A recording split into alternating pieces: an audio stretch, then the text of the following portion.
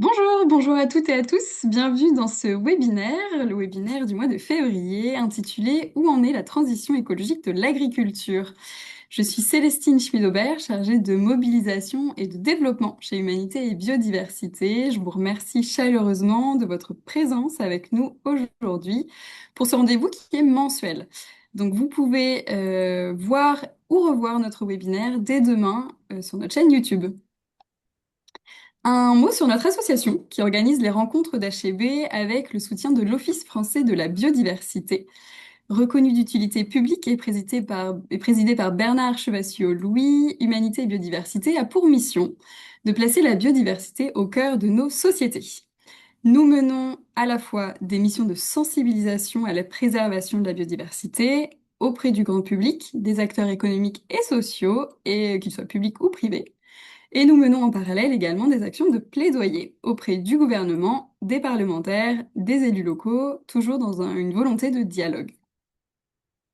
Nous partageons des publications scientifiques pour mobiliser le plus grand nombre. La protection de l'environnement est, comme vous le savez, aujourd'hui remise en question malgré un soutien indiscutable des scientifiques.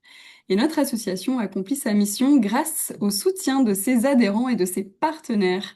Donc vous pouvez nous soutenir en faisant un don ou en adhérant au tarif de 25 euros pour l'année et également à 10 euros en tarif réduit. Vous pouvez utiliser le QR code de l'écran sinon également rendez-vous sur notre site internet humanité-biodiversité.fr.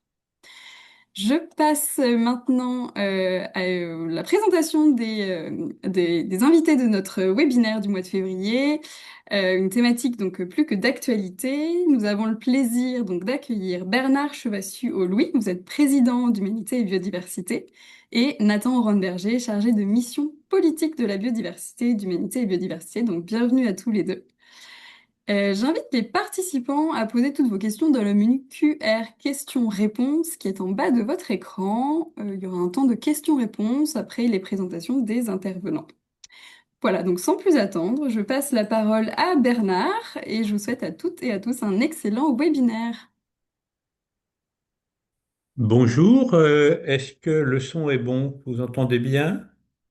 Oui, on vous entend bien, Bernard. Bien. Donc, bienvenue à toutes et à tous dans ce webinaire. C'est le deuxième que nous faisons sur ce sujet. Nous en avons fait un l'an dernier. Donc, pour ceux qui ont suivi le webinaire de l'an dernier, il y aura une petite redite sur la méthode que nous avons utilisée pour construire cet observatoire. Et puis ensuite, effectivement, nous en présenterons les résultats pour les 2 dernières années disponibles, c'est-à-dire 2023 et 2024. Donc un premier volet sur pourquoi cet observatoire, et puis ensuite nous verrons en détail les différents paramètres que nous avons analysés pour présenter la synthèse globale. Alors pardon, l'idée générale, c'est effectivement comment peut-on mobiliser des indicateurs pour se faire une idée globale pour l'ensemble de la ferme France, de l'agriculture française, de cette transition vers l'agroécologie, c'est-à-dire prise en compte davantage de la biodiversité par rapport aux activités agricoles. Donc la méthode, eh bien, ça a été de regarder tous les indicateurs disponibles qui pouvaient rendre compte de ces liens entre agriculture et biodiversité, et puis de les tamiser, c'est-à-dire de les passer au crible de deux critères.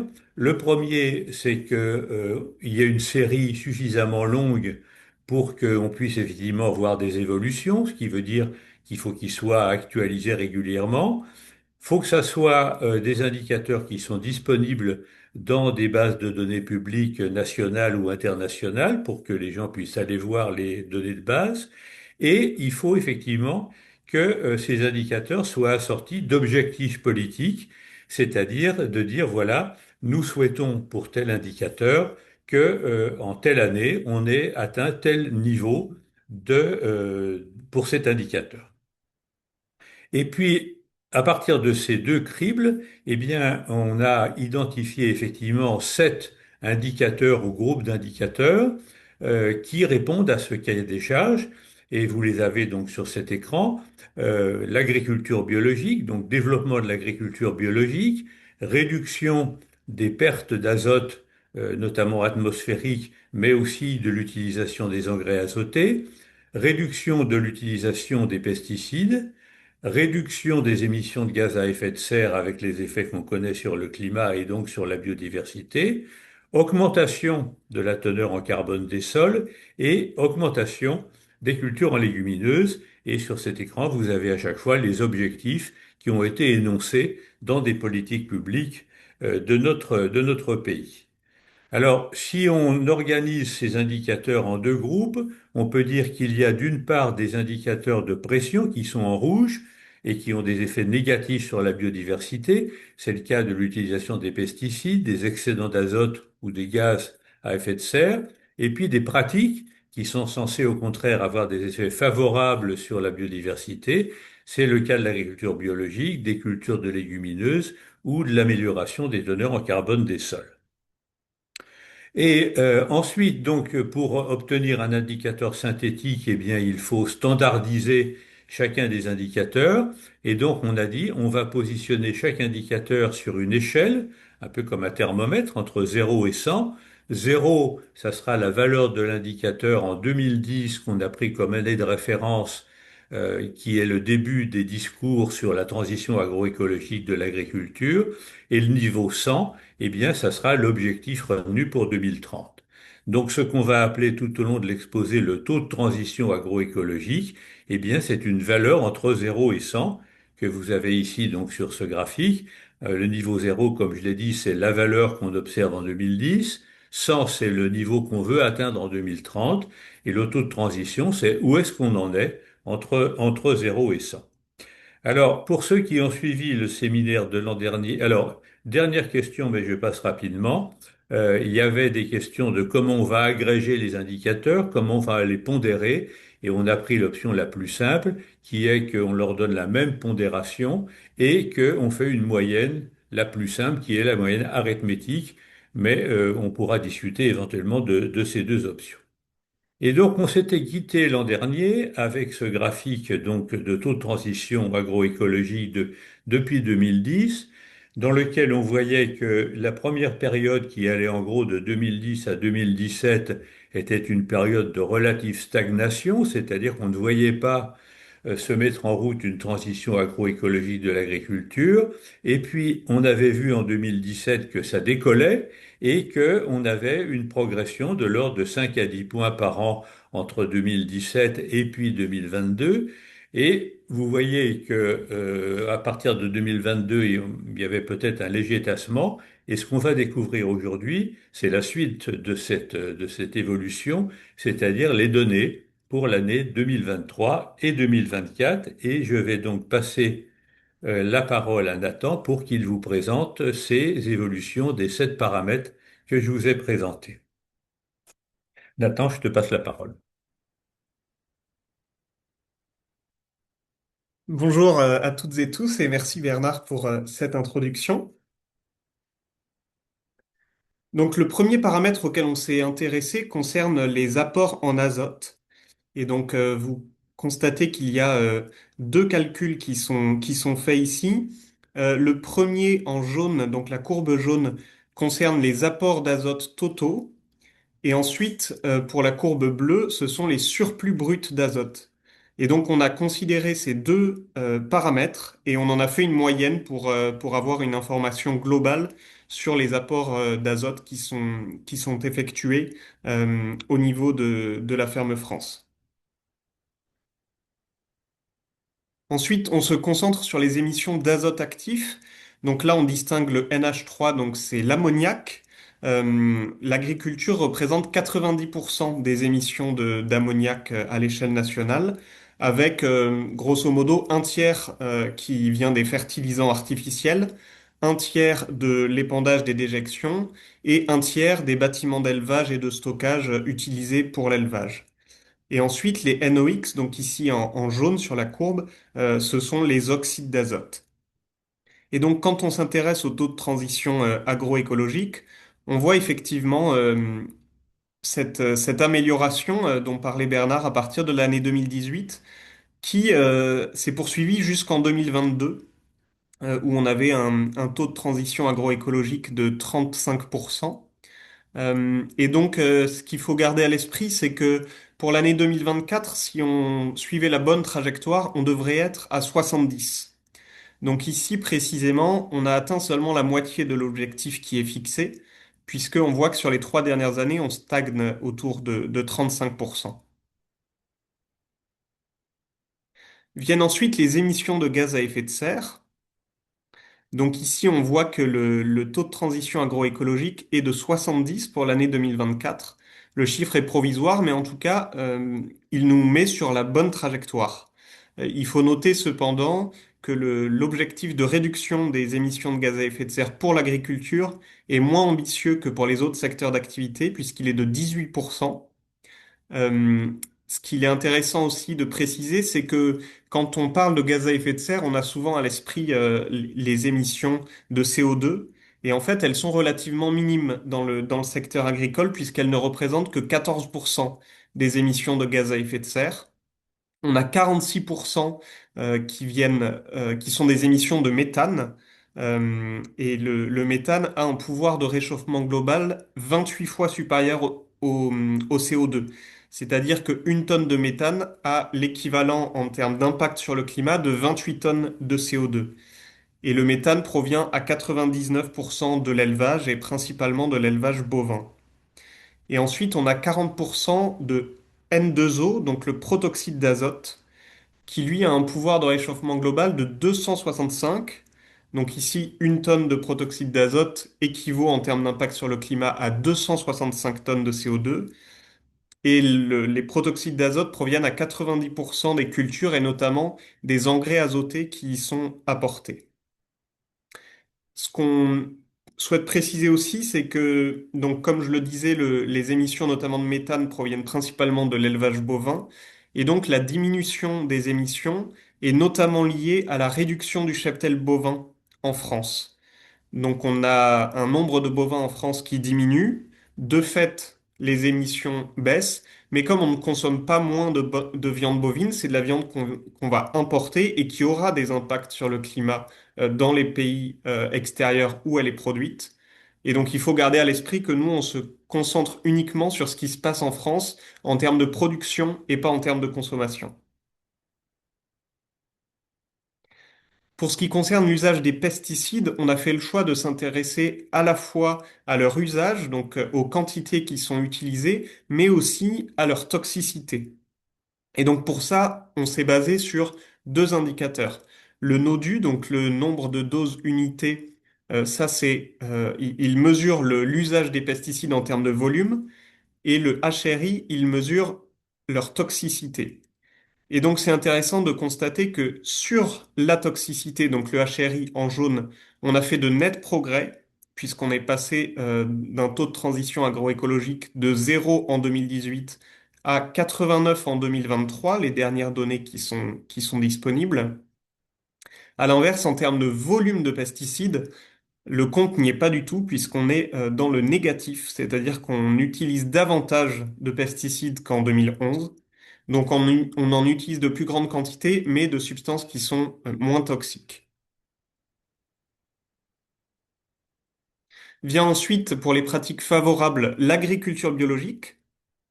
Donc ici, on a une cible pour 2030 qui est d'atteindre 25% de la surface agricole utile en France, qui soit cultivée en agriculture biologique.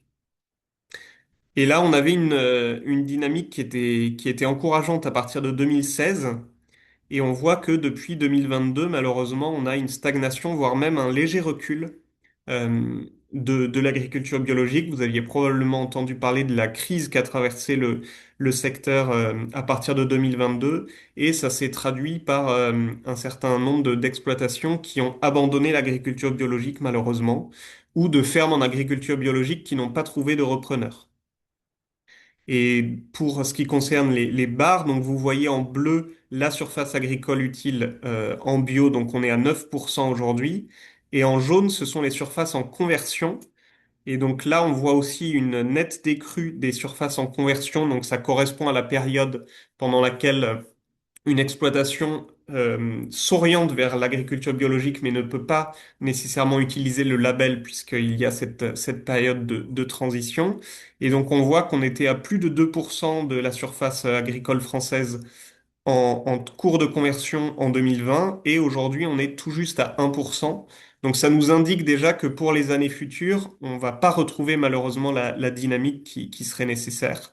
Là, avec 30% quand on en attend 70, il y a vraiment peu de chances qu'on atteigne la cible fixée pour 2030 malheureusement. Et puis vient le carbone des sols.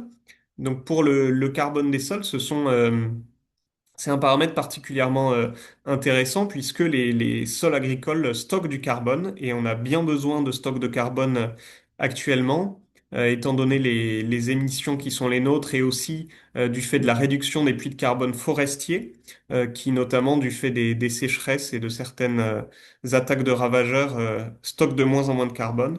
Et donc il y avait cet objectif pour les sols agricoles. euh, qu'on appelle 4 pour 1000, c'est-à-dire de chaque année augmenter de 0,4% la teneur en carbone des sols, ce qui nous amènerait à passer de 57,38 tonnes par hectare en 2010 à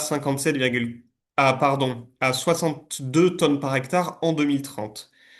Et donc là, malheureusement, on voit que on n'y est pas du tout, hein, puisqu'on est à 2% de l'objectif fixé pour 2024.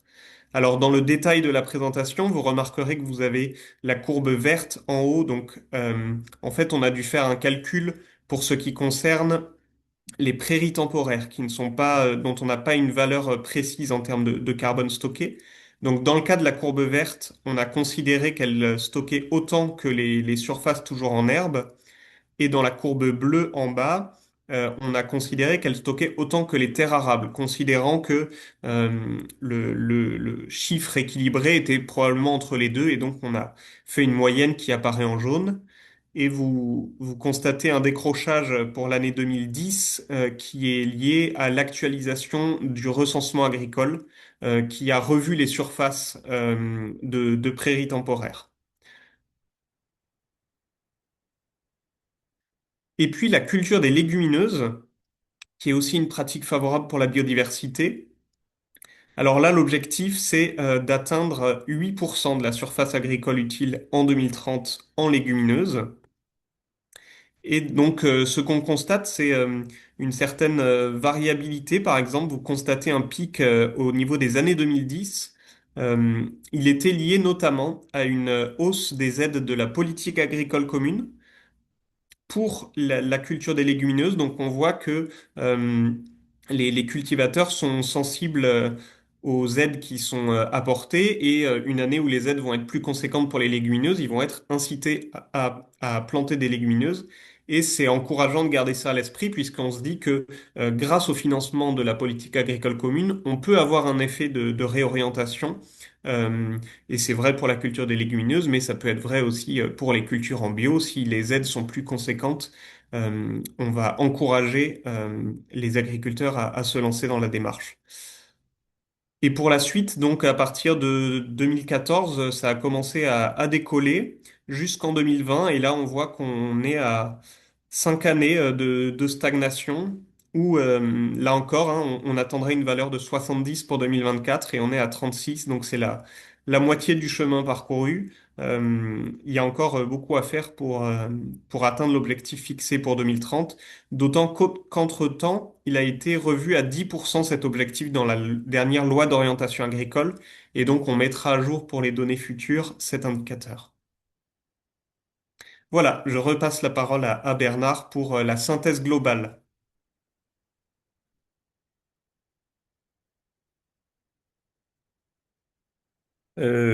Merci Nathan. Donc, avant de présenter la synthèse globale, je voudrais rappeler effectivement que notre objectif n'est pas d'évaluer l'efficacité des politiques publiques, parce que les évolutions que Nathan vient de présenter peuvent être liées non seulement à des politiques publiques, mais à bien d'autres facteurs. Je vous donne quelques exemples.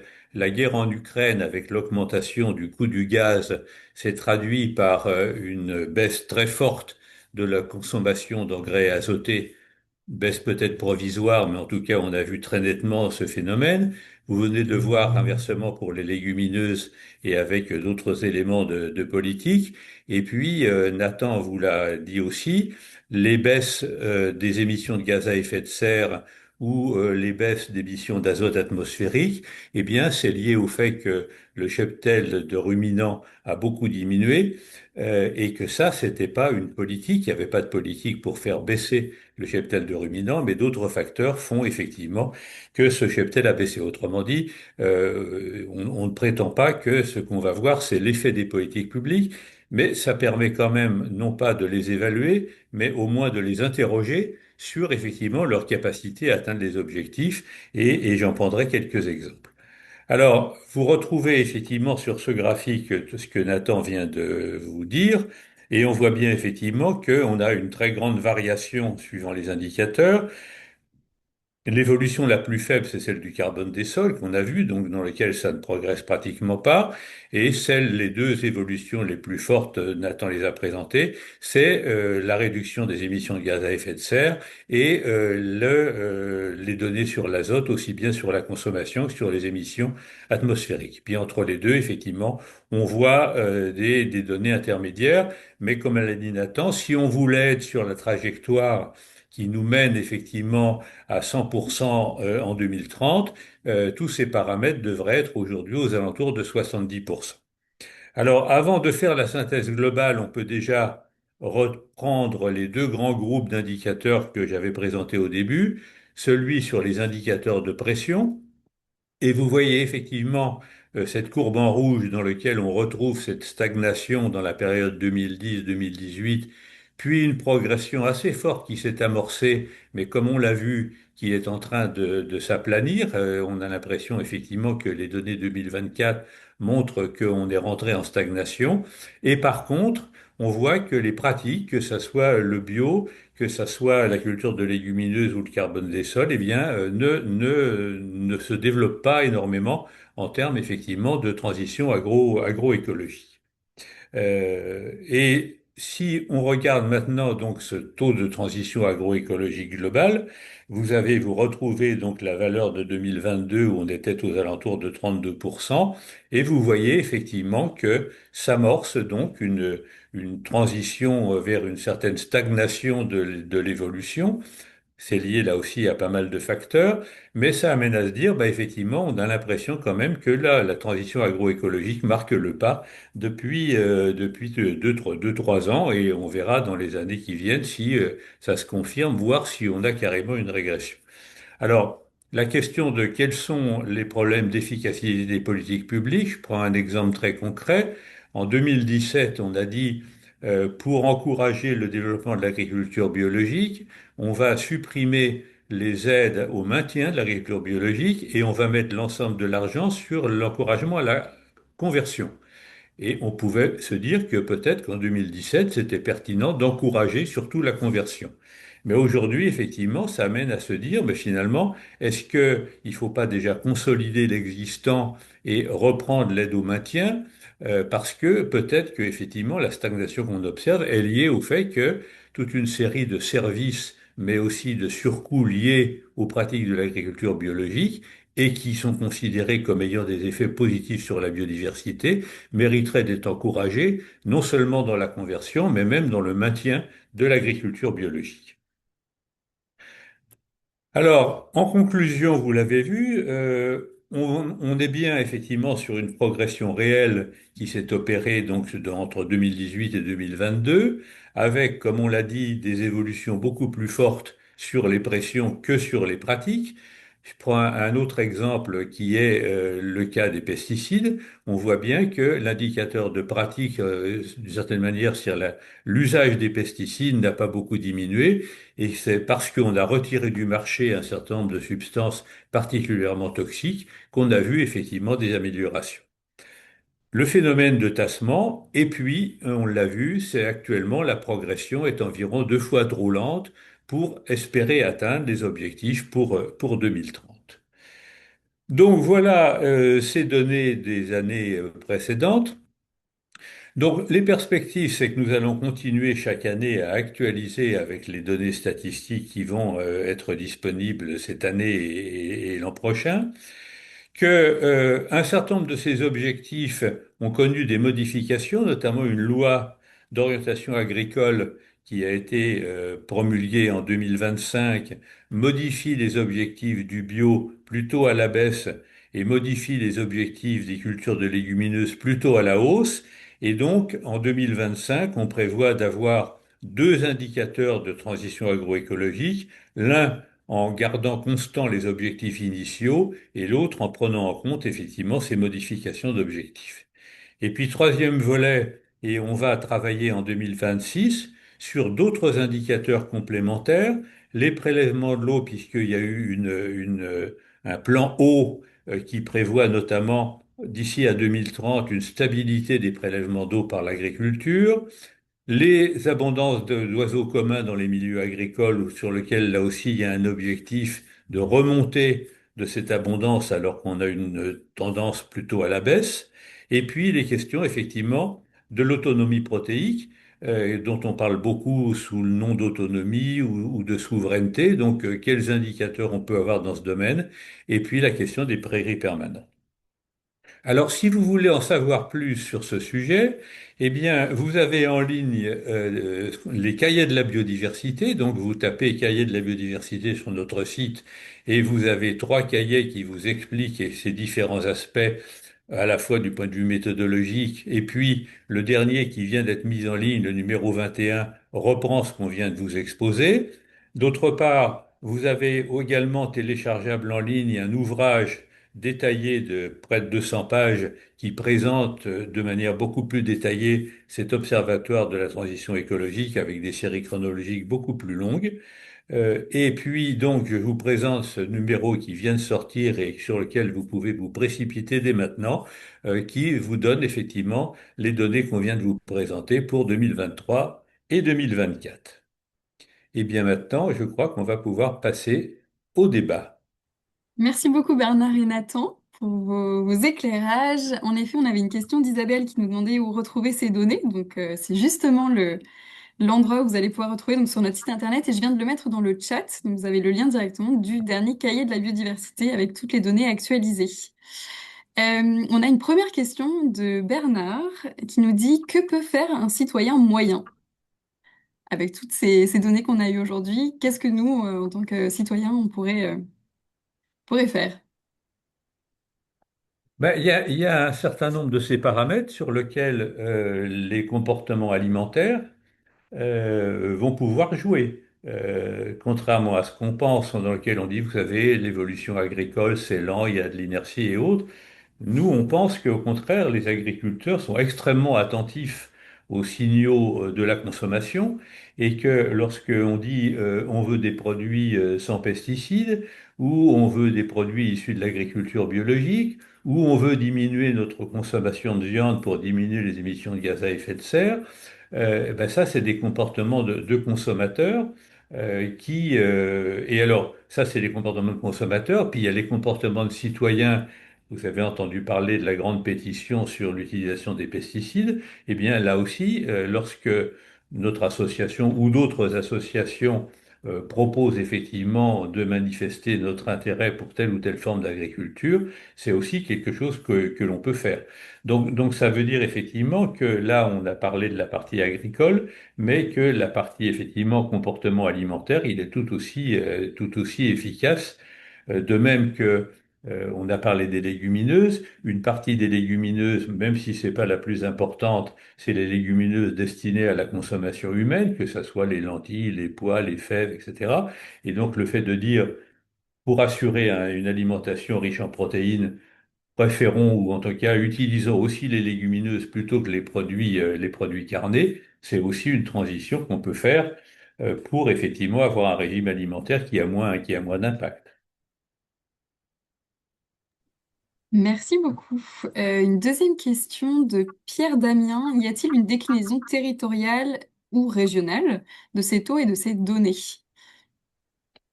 Alors, si vous allez voir l'ouvrage de présentation, on a essayé de voir justement jusqu'où on pouvait descendre. Et ce qu'on peut dire, c'est en gros qu'il est difficile d'aller plus bas que le niveau des grandes régions. Que par contre, il y a d'autres associations qui développent des indicateurs vraiment au niveau de chaque exploitation, notamment l'Observatoire agricole de la biodiversité, qui là propose aux agriculteurs de mesurer un certain nombre de choses au niveau de leur exploitation.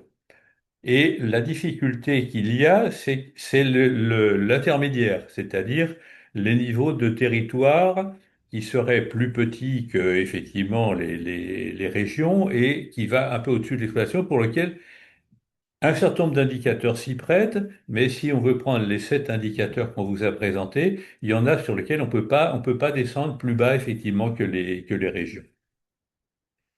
Alors, par contre, ce qu'on peut faire, pas tout à fait de la même manière, c'est de comparer les pays. C'est-à-dire, on est en train de réfléchir à ça, de dire où en sont les autres pays européens, est-ce qu'on observe les mêmes phénomènes de transition puis de tassement? Et donc, c'est une idée qu'on va proposer de dire, faisons un peu une comparaison des différents pays européens par rapport à ces différents paramètres.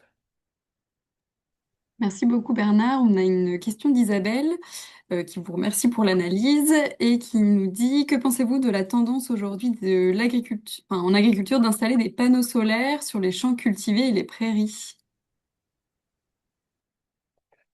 Ben, si vous voulez, le fait que l'agriculture de tout temps ait produit d'autre chose que de l'aliment, autrefois, effectivement, vous voyez bien que l'agriculture, ça produisait aussi des fibres pour s'habiller, que ce soit de la laine, du lin, etc.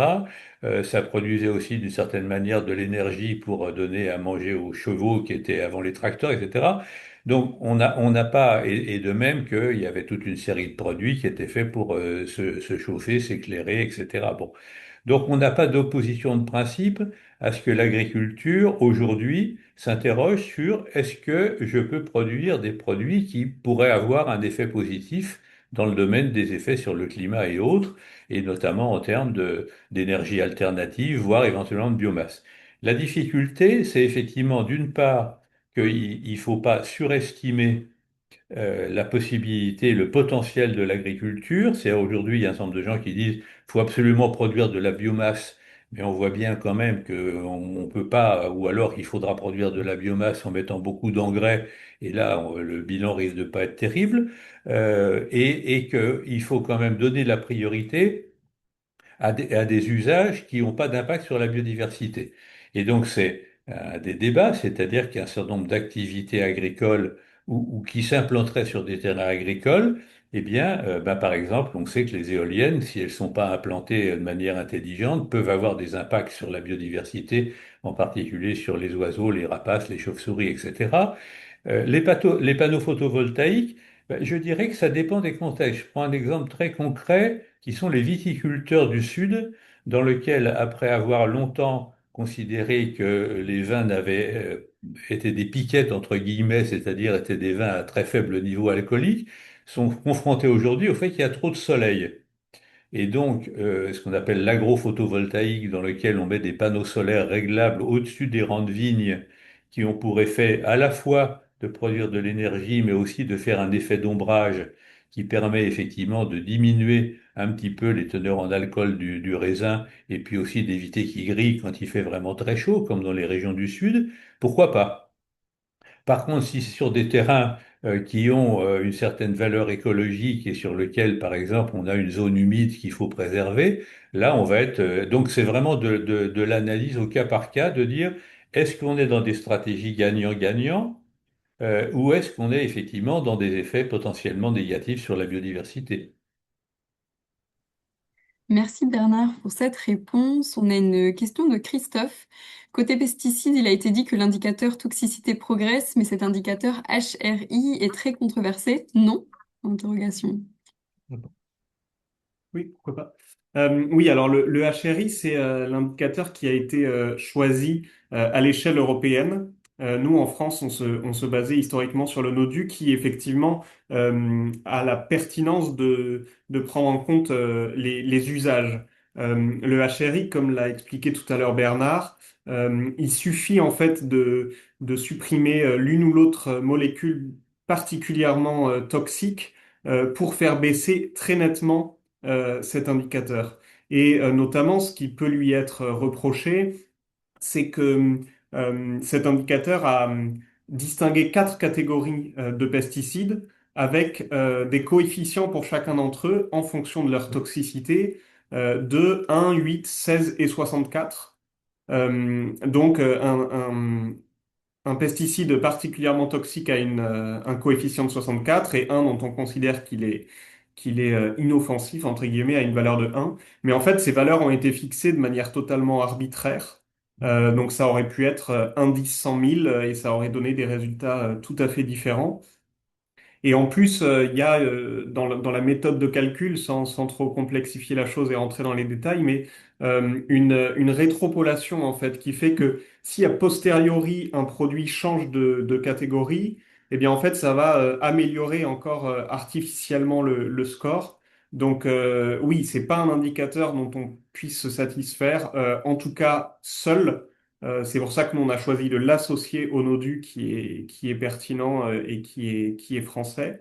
Euh, et nous, on plaide pour que le NODU soit toujours calculé, que la France ne l'abandonne pas au prétexte qu'il y a un indicateur maintenant européen, parce qu'il apporte des informations complémentaires qui sont utiles. Voilà. Et donc, si vous allez sur notre site, vous trouverez plusieurs cahiers de la biodiversité qui sont consacrés à ces questions de pesticides. Il y en a un qui était spécifique de la betterave, dont on parle beaucoup ces derniers temps, et qui essaye d'expliquer que oui, il y a des vraies difficultés actuelles de la production de sucre de betterave actuellement en France pour des raisons de compétitivité internationale et autres, mais au-delà de ça, la question des pesticides est assez secondaire et ne peut pas être le bouc émissaire des difficultés de cette filière.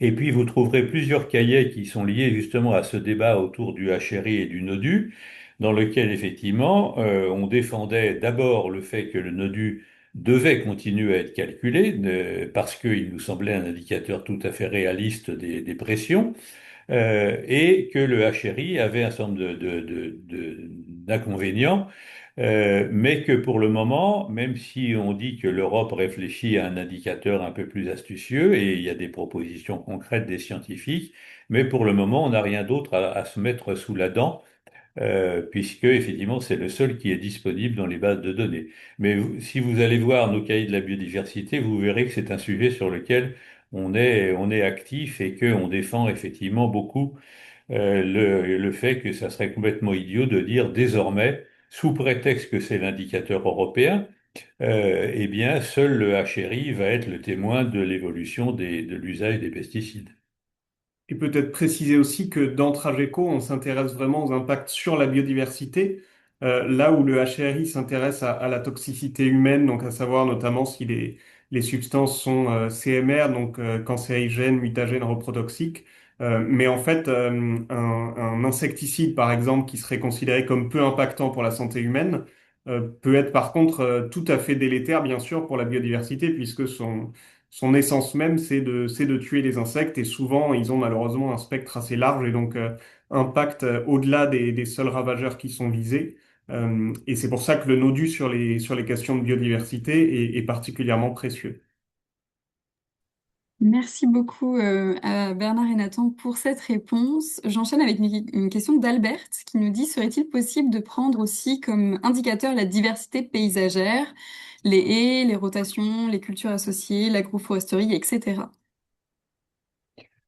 Alors, nous, on aimerait bien, et ça nous semble effectivement quelque chose de pertinent, parce que on est très persuadé que beaucoup d'enjeux de la biodiversité se jouent justement dans l'organisation du paysage, c'est-à-dire à des échelles supérieures à l'exploitation agricole, mais quand même assez sur des territoires relativement limités, et que la manière dont sur un territoire on a des zones cultivées, des zones en prairies permanentes, des bosquets, des haies, etc. Fait cette diversité paysagère à des échelles relativement petites, c'est ça qui permet d'entretenir la biodiversité parce que beaucoup d'espèces, eh bien, ont besoin de ces différents milieux au cours de la journée ou au cours de l'année. Et donc, enfin, merci pour cette question parce que nous, on défend beaucoup cette notion d'organisation d'un paysage favorable à la biodiversité. La difficulté, c'est de transformer ça en indicateur. Actuellement, il y a beaucoup de travaux de recherche, notamment utilisant la télédétection, l'analyse automatique des images et autres, pour donner déjà des indicateurs spatialisés des haies, des bosquets, des mares, des zones humides, etc. Et nous, on attend avec impatience de pouvoir traduire ça effectivement en indicateurs de diversité paysagère. Bon, il y a un gros travail derrière ça, ne serait-ce que ça paraît idiot, mais traiter des images satellitaires pour dire ça c'est une haie n'est pas si simple. Donc on suit ça avec intérêt, mais on n'en est pas encore. Alors il y a quelques indicateurs sur les haies en termes soit de kilomètres de haies, soit en termes de surface de haies. Mais si vous regardez les données statistiques qu'on a depuis une trentaine d'années, eh bien, c'est pas cohérent parce qu'on a changé à la fois d'organismes qui mesuraient et d'indicateurs dans lesquels on prenait tantôt les kilomètres, tantôt les surfaces, etc. Donc, on a un peu des séries qui montrent de manière incontestable à quel point on a perdu dans ce domaine, mais qui font des espèces de marches d'escalier qui sont difficiles à traiter du point de vue statistique. Mais sur le fait on aimerait beaucoup, ça, tout à fait, oui. Et comme le présentait Bernard dans l'introduction, il faut pour les indicateurs auxquels on s'intéresse qu'il y ait une cible politique qui a été fixée. Alors pour ce qui concerne les haies, c'est effectivement le cas depuis 2024 et le pacte en faveur de la haie, qui prévoit un gain de 50 000 kilomètres linéaires de haies d'ici 2030 justement, alors que les derniers chiffres disponibles montrent qu'on perdrait encore 20 000 kilomètres de haies par an. Et là, la difficulté, en revanche, ça va être l'accessibilité de la donnée, puisqu'on n'a pas à ce stade de recensement annuel précis de l'évolution des linéaires de haies. D'ailleurs, c'est un rapport du CGAER qui donne les dernières estimations et qui donne donc sur des grandes périodes, par exemple entre 2010 et 2018 de souvenirs, on perdait environ 10 000 kilomètres de haies et puis 2018 à 2022, on a perdu plutôt 20 000 kilomètres de haies. Mais on n'a pas la finesse du chiffre année après année pour l'instant qui nous permettrait de calculer un taux de transition agroécologique. Oui, et un autre élément, c'est que dans un paysage, vous savez qu'en écologie, on est très intéressé par les zones frontières entre un écosystème et un autre, ce qu'on appelle les écotones en jargon de scientifique. Autrement dit, ça veut dire que, par exemple, en limite d'une forêt, entre une forêt et une prairie, eh bien, c'est là que se concentre souvent la biodiversité, parce que les espèces aiment bien être un petit peu dans ces zones intermédiaires. Et d'ailleurs, au passage, c'est souvent, hélas, à cet endroit que se concentrent aussi certaines pollutions. Il suffit de regarder la pollution des forêts en bord des routes et on voit bien qu'il y a il y a une zone de pollution qui sont en limite de forêt. Et donc, ce linéaire des interfaces, que ça soit entre forêt et milieu cultivé, ou entre milieu cultivé et milieu naturel ou rivière, etc., donc les bords de rivières ou les bords de zones humides, de mares, etc. Il faudrait aussi avoir un indicateur de nombre enfin, kilomètres d'interface qu'il peut y avoir dans un paysage donné, ce qui veut dire par exemple qu'une forêt complètement carrée aura beaucoup moins d'intérêt écologique qu'une forêt dont les bords sont beaucoup plus un petit peu en entaille et donc avec beaucoup plus d'interface entre la forêt et le milieu extérieur. Et puisqu'on parlait des haies, la limite justement d'indicateurs purement chiffrés comme un gain de 50 000 kilomètres linéaires, c'est que toutes les haies ne se valent pas. Une haie jeune, très entretenue, avec une seule essence végétale, va avoir pour la biodiversité un apport assez limité. En revanche, une haie ancienne avec différentes strates, avec une variété botanique, etc., va être beaucoup plus importante. Et ça, typiquement, Avec des travaux de télédétection, par exemple, on ne pourra pas aller dans la finesse du détail de la réalité du terrain. Et donc, voilà, il faut rester prudent sur ces objectifs-là de gain net qui, en fait, dans certains cas, permettent quand même de supprimer des haies anciennes qui étaient particulièrement riches et de les remplacer artificiellement par des haies qui, en tout cas dans un premier temps, sont beaucoup moins favorables. Merci beaucoup pour votre réponse. J'enchaîne avec une question de Michel. Les résultats sont particulièrement mauvais sur le stockage du carbone des sols. A-t-on des explications sur ce phénomène? Est-ce comparable aux résultats constatés par ailleurs sur la baisse de stockage du carbone dans les forêts? Alors, on n'a pas eu le temps de le dire, mais le bon indicateur du carbone des sols, c'est de mesurer le carbone des sols, ça paraît évident. Or, pour un certain nombre de raisons, le réseau de mesure qui s'appelle le réseau de mesure de la qualité des sols, eh bien, travaille sur une base décennale, c'est-à-dire lance une campagne sur à peu près 2000 points répartis au hasard sur la France et dans lequel on mesure sur près d'un mètre de profondeur les teneurs en carbone des sols, que ce soit des sols agricoles, des sols forestiers, etc. Et la dernière campagne de mesure qu'on a utilisée, pour laquelle on avait les données, est à la période 2010. Bon. Et on attend avec patience, mais même avec impatience, les résultats d'une nouvelle campagne qui a commencé dans les années 2020 et pour lequel on pourra avoir, puisque ce sont les mêmes points qui vont être revisités, si oui ou non ces teneurs en carbone des sols ont évolué et dans le bon sens. Entre-temps, ben, ce qu'on a fait, c'est qu'on a dit on va supposer que les teneurs en carbone des sols sont constantes pour un usage donné du sol. Autrement dit, qu'il y a une teneur en carbone pour les terres arables, qui est donc labourée chaque année et qui est relativement faible, une teneur en carbone des sols pour les prairies permanentes, qui elle est plus élevée parce que effectivement les prairies permanentes sont du carbone.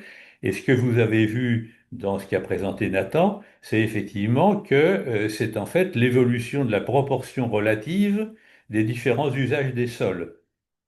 Et comme effectivement on n'a pas vu beaucoup d'évolution dans ces usages des sols, eh bien pour le moment on ne voit pas de progression. Alors peut-être que dans un an ou deux, si les données de la deuxième campagne de mesure nous montrent que le carbone des sols s'est amélioré, eh bien on le traduira dans notre indicateur. Peut-être qu'ils nous montreront aussi que ça s'est dégradé. Mais pour le moment, on peut dire que ce qu'on mesure, c'est ce qu'on appelle les changements d'usage des sols, c'est-à-dire le fait qu'effectivement, on développe ou au contraire, on diminue les surfaces en prairies permanentes ou temporaires. Merci Bernard. J'enchaîne avec la question de Benjamin. Avez-vous un avis sur le pourquoi le TTAE est plus centré sur les pressions que sur les pratiques? Est-ce simplement un manque d'accompagnement financier aux exploitations? Et il a enchaîné avec une deuxième question sur les effets de la politique européenne ou celle de la politique nationale. Entre ces deux politiques, laquelle vous semble la plus efficace pour atteindre les objectifs de Trageco? Alors, il y a deux questions. La distinction entre les pressions et les pratiques. Euh, Je dirais que les pratiques reflètent davantage des comportements volontaires des agriculteurs, alors que les pressions reflètent plutôt des choses qui sont des adaptations conjoncturelles. Autrement dit, je l'ai cité par exemple dans le cas des engrais azotés. Ça fait longtemps, du temps de la directive européenne sur les nitrates et les zones vulnérables, qu'il y a eu toute une série de politiques pour dire il faut diminuer les excédents d'azote à cause de toutes les questions qui en résultent. L'exemple des algues vertes en Bretagne, vous le connaissez, et qui est un des exemples des conséquences néfastes des excédents d'azote. Et on se rend compte effectivement que peut-être les pressions ont mieux évolué parce qu'elles résultaient d'autres politiques ou d'autres facteurs, hélas, que les comportements des agriculteurs, hein. Bon, on a cité cet exemple de la diminution des cheptels bovins, en particulier parce que on a disons, orienter la production bovine et en particulier la production de bovins laitiers vers un modèle d'intensification dans lequel on préfère avoir moins d'animaux produisant beaucoup plus de lait. Ce qui fait qu'en fait, on n'a pas tellement diminué la production laitière, mais on a diminué le nombre d'animaux. Et donc, effectivement, on ne peut pas dire que c'était parce qu'on voulait diminuer les émissions de gaz à effet de serre qu'on a diminué le nombre d'animaux. C'était pas ça du tout l'objectif. Mais c'est une résultante qui est marquée, effectivement, dans les indicateurs de pression. Puis l'autre élément, mais on pourrait réfléchir un peu plus, c'est celui que Nathan a évoqué, c'est que les objectifs de politique qu'on a fixés étaient parfois, pour des raisons légitimes, moins exigeants que pour les agriculteurs que pour d'autres secteurs de l'économie. Et ce qui fait que la visibilité des impacts de l'agriculture en proportion des autres impacts, mettons la part de l'agriculture dans les émissions des gaz à effet de serre, est en augmentation en relatif. C'est-à-dire que les autres secteurs, peut-être parce que c'était plus facile, etc., ont fait des progrès plus importants. Et donc, il y a peut-être un effet d'entraînement et aussi des progrès plus importants parce que la barre était moins haute. C'est peut-être aussi un des éléments. Alors, par contre, la Merci. deuxième question, c'est-à-dire, est-ce que des politiques reconsidérées pourraient être efficaces? Moi, je le crois beaucoup. Je pense que, par exemple, si on dit il y a deux volets dans l'agriculture, que ce soit l'agriculture biologique ou d'autres formes d'agriculture qui sont plus économes en intrants, etc. Et on dit ça, non seulement ça produit de l'aliment et des produits que les gens achètent, mais ça produit ce qu'on appelle des services écologiques, c'est-à-dire ça améliore la qualité de l'eau, ça diminue les impacts négatifs, et donc il serait normal de rémunérer ces services par un soutien à ces formes d'agriculture. Je suis persuadé que, il y aura une réactivité du monde agricole en disant si vous rémunérez ces services écologiques, nous, on est prêt à s'y intéresser. La difficulté aujourd'hui, c'est que c'est pas la politique agricole commune qui fait ça, et on va chercher l'argent, par exemple, aux agences de l'eau, ce qui veut dire qu'on mobilise à nouveau de l'argent public, celui qu'on paye à travers l'eau du robinet, pour corriger les effets néfastes d'autres canaux d'argent public qui est la politique agricole commune. Donc il y a une incohérence globale de la politique, mais je suis persuadé effectivement que à moyen constant, puisqu'on sait bien qu'aujourd'hui il faut raisonner à effort constant budgétaire, eh bien il y a des évolutions, des inflexions possibles qui auraient des effets sur le comportement des agriculteurs. Et ce qu'on peut ajouter, c'est que au-delà de la politique agricole commune, qui est un levier vraiment majeur, hein, puisque en France, c'est plus de 9 milliards d'euros. C'est le premier pays bénéficiaire de la politique agricole commune en Europe. Donc, si on oriente ces aides différemment et vers des pratiques plus favorables, on pourra constater des résultats. Mais il y a aussi tout un tas de politiques publiques nationales qui ont des implications directes. Je pense par exemple à la loi Egalim qui prévoit d'avoir 20% d'alimentation issue de l'agriculture biologique dans les cantines scolaires, les hôpitaux, etc., toute la restauration des services de l'État.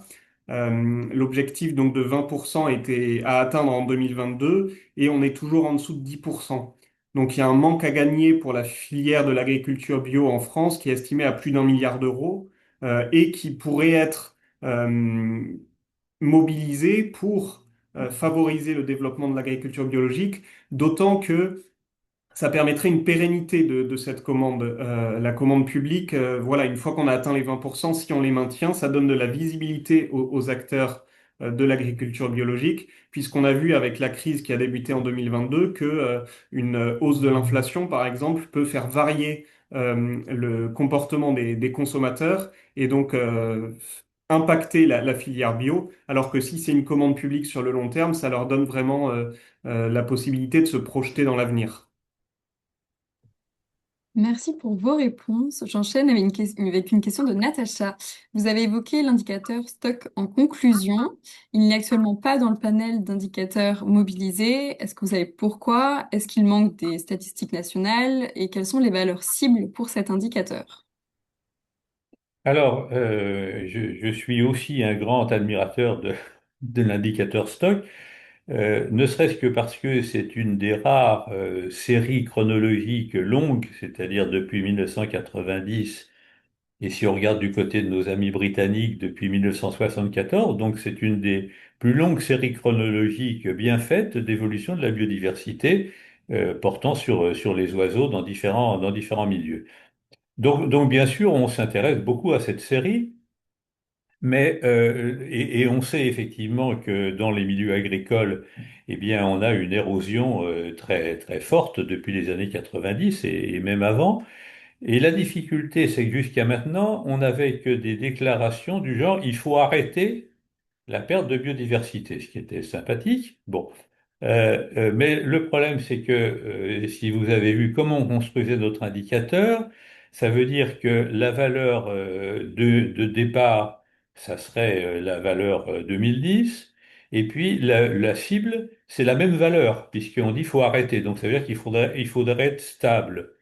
Et là, ben, notre machine ne marche pas, parce que ça veut dire que il faut se déplacer entre 0 et 100 qui est égal à 0. Ce qui va changer, c'est effectivement qu'on a enfin dit, alors ça c'est une volonté, on a enfin dit que l'objectif c'était de remonter de 10% la valeur de l'indicateur stock par rapport à une valeur de référence de 2019. Et là, effectivement, on peut appliquer notre pratique de dire, ben voilà, remonter de 10%, ça, on va pouvoir le mesurer. Alors, manque de chance, vous connaissez les misères qu'a eu le Muséum d'histoire naturelle avec un piratage informatique qui fait que pour le moment, on a beaucoup de mal à avoir les indicateurs, mais ça va s'arranger. Et donc, effectivement, faire rentrer l'indicateur stock en disant, ben voilà, l'objectif, c'est l'année zéro, c'est 2019, et 2030, il faut avoir non seulement stabilisé, mais remonté de 10% l'indicateur.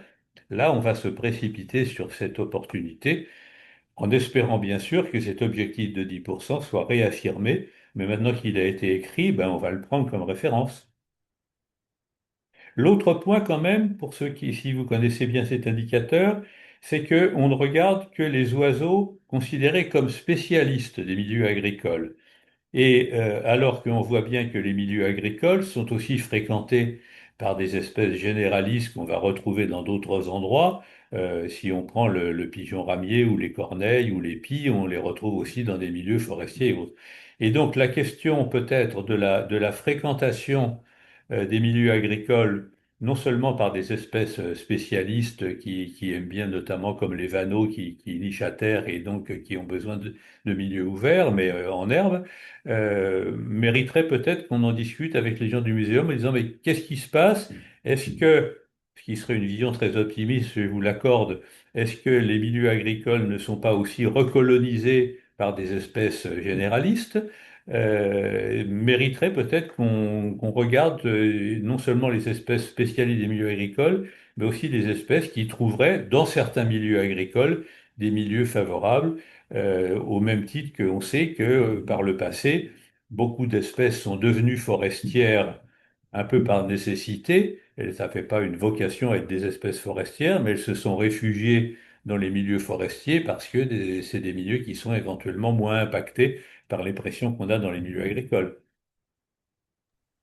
Merci Bernard et Nathan. On arrive à la fin de ce webinaire. Il nous reste quelques minutes. J'avais une toute dernière question de Christian. Il nous demande, est-ce que les agriculteurs, à votre avis, sont plutôt favorables à la loi du plomb ou plutôt contre?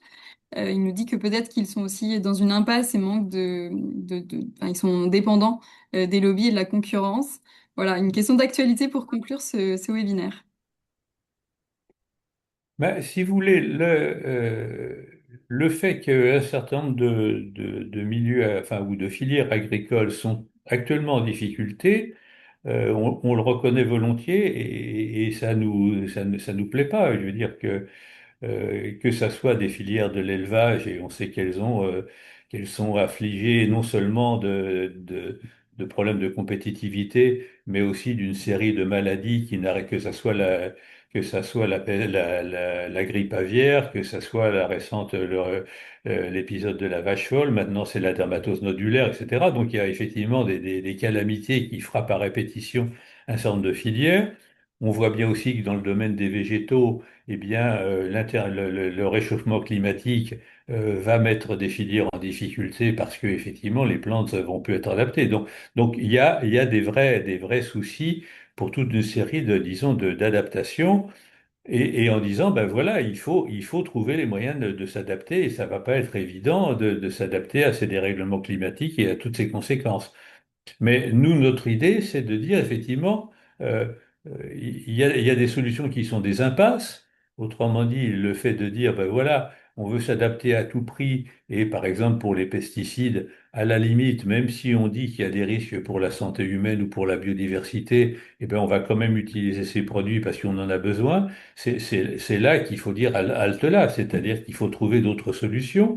Et encore une fois, ça a été dit par Nathan, les citoyens sont d'accord pour aider les agriculteurs et ils le font à travers effectivement leurs impôts et c'est normal et c'est souhaitable parce qu'on en a besoin. Mais c'est justement parce que les citoyens sont attachés à cette agriculture et veulent la défendre qu'il faudrait éviter qu'à travers des comportements un peu irresponsables de certains responsables agricoles, les citoyens finissent par dire qu'ils s'en foutent de l'agriculture. Autrement dit, il y a encore, et j'espère que ça va durer, un certain attachement des Français aux agriculteurs, à leur travail, à tout ce qu'ils apportent, etc. Bon, et nous, la question de dire, ben, est-ce que certains comportements de certains acteurs ne vont pas faire que les gens vont désormais dire, ben nous, après tout, on s'en fiche. C'est ça qu'on dit et qu'on essaye de dire au monde agricole en disant, attention, votre principal allié potentiel, ce sont les citoyens qui sont prêts à vous aider, à prendre en compte, à reconnaître vos efforts, etc. Ne jouez pas avec ça. Et ne considérez pas que 2 millions de citoyens qui signent une pétition, eh bien, c'est un signal qui, comme une ministre de l'Agriculture l'a dit, est un signal qui a été fait par des robots. Je vous rappelle que elle a été reprise par la présidente de l'Assemblée nationale qui a dit un- une pétition de l'Assemblée nationale, Madame la ministre, c'est vérifié et ce ne sont pas ChatGPT qui remplit les pétitions de l'éducation de l'Assemblée nationale. Voilà quelques mots pour conclure. Et Merci en tout cas, beaucoup. merci de votre attention et votre fidélité. Et rendez-vous effectivement, lisez donc les documents qu'on vous a indiqués, écrivez-nous si vous voulez des questions complémentaires. Si vous voulez même qu'on vienne chez vous faire un séminaire, dites-le et on sera à votre disposition. Et puis, rendez-vous peut-être l'an prochain pour la suite de cet observatoire de la transition agroécologique. Merci beaucoup Bernard et Nathan. En effet, n'hésitez pas à consulter donc le dernier cahier de la biodiversité en ligne sur notre site internet. Merci à nos participants pour leurs questions. On vous donne rendez-vous le 24 mars prochain à 13 heures pour un webinaire sur la loi de 1976, un tournant historique pour le vivant. Et n'hésitez pas à nous rejoindre, à adhérer à notre association sur notre site internet humanité-biodiversité.fr. Voilà, merci d'avoir partagé ce moment avec nous et bonne journée. À bientôt. Au revoir. Merci, au revoir.